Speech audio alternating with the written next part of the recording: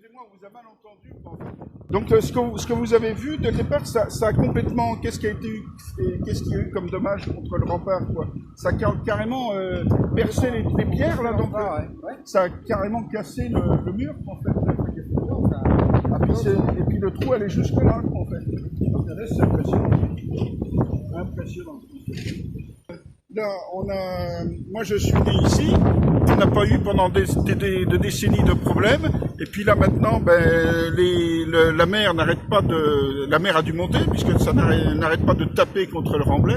Bon, il y a eu déjà différents phénomènes, il y a 5-6 ans, donc tout le remblai, enfin dans la partie jusqu'à la piscine municipale avait complètement sauté, c'est-à-dire que toute la partie promenade du remblai avait été complètement éventrée par la mer, mais sur des centaines de mètres. Donc, malheureusement, c'est pas en bouchant le trou que les choses vont se résorber. C'est par déjà une prise de conscience de la municipalité.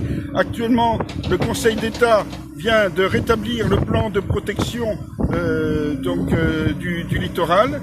Et donc, la municipalité actuelle a décidé de passer outre et d'aller en cassation pour donc le supprimer à nouveau. En fait, c'est complètement irresponsable. La meilleure protection qu'il faudrait faire, c'est étudier une protection mécanique du rivage et puis tenir compte de ce PPRL qui protège les habitants. Si on ne prend pas garde à la protection de ce littoral, de ce trait de côte, eh bien, on aura des habitations qui seront fragilisées, beaucoup plus fragilisées dans certaines zones et beaucoup plus dans certaines. Donc, voilà.